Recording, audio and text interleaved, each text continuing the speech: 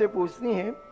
नमोस्तु महाराज जी, सामूहिक रूप से किसी को बदनाम करने का कर्मोदय सामूहिक रूप से आता है या व्यक्तिगत रूप में या दोनों रूप में आता है? कर्म की जो स्थितियां बनती हैं वो अपने अभिप्राय के ऊपर आश्रित बनती है। कभी एक व्यक्ति को सामूहिक रूप में कभी किसी ने बदनाम किया होगा तो फिर अकेला व्यक्ति वो समूह को बदनाम करेगा। हमारे शास्त्रों में एक उदाहरण आता है कि एक राजा हिरण को मारने के लिए शिकार खेल रहा था। उनके साथ 500 सैनिक थे। जैसे ही राजा ने एक हिरण को मारा तीर, और तीर इतना निशाने पर लगा कि 550 सैनिकों ने तालियां बजा दी के लिए। ओह, क्या राजा ने तीर मारा!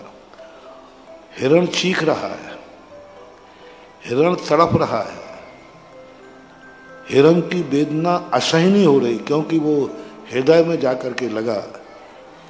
वो चीख रहा है, उसको त्राही त्राही कर रहा है। इधर लोग ये जश्न मना रहे हैं। तो उसी समय ऐसे कर्म का बंध हुआ कि वो हिरण का जो जीव था वो तो राजा बना, राजा के यहां बना। और वे 500 सैनिक और राजा बाद में वैराग्य को प्राप्त हुए और उन्होंने मुनि दीक्षा ली। और दूसरे समय मिलता है कि एक भाव पर्याय बाद मिली, दोनों उल्लेख मिलते हैं। अब वे जो राजा और 500 सैनिक मुनि हैं अब, और वो राजा जो हिरण का जीव था वो राजा बना। अब वो राजा इतना सदाचारी था, शांत था, फिर भी इन 500 मुनियों को देखकर उसके मन में आक्रोश जाग गया। 500 मुनियों के मन में इतना क्रोध जागा, इनको मार डालो, घानी में पेल दो। सारी जनता कहती, राजा साहब ये साधु हैं, इन्होंने क्या अपराध किया है? और ना, मैं कुछ नहीं सुनना चाहता, बस इनको मेरे सामने घानी में पेलो। अब ये कौन से कर्म का उदय था? उस हिरण को मात्र राजा ने मारा, उन्होंने तालियां बजा दी, अनुमोदना कर दी। एक जीव ने सामूहिक, और एक जीव ने बाद में उन 500 को घानी में पेल दिया। तो सावधान रहा करो।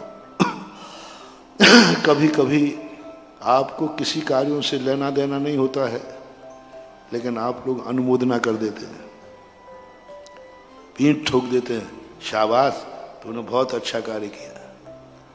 मत किया करो। बुरे कार्यों में, गलत कार्यों में स्वयं से नहीं किया है तो दूसरों के संबंध में माध्यस्थ हो जाओ। मन से भी अनुमोदना मत करो। नहीं, गलत तो गलत ही है। अनुमोदना करना है तो किसी अच्छे कार्य में करो, उसका हमें फल मिलता है। तो आप लोग 24 घंटों में कभी ना कभी सामूहिक रूप से, आज जो पार्टियां बनती हैं, ग्रुप बनते हैं, ये क्या है? आज ग्रुप बना लेते हो, पार्टी बना लेते हो, हमारे ग्रुप का है, दूसरे ग्रुप का है, उसको वो हार जाएगा तुम खुशियां मनाओगे, वो जीत जाएगा तुम दुख मनाओगे। तो ये सब चीजें नहीं होना चाहिए। कर्म सिद्धांत इसमें कहता है कि सामूहिक तुमने प्रणाम किया है तो सामूहिक बंध भी होगा।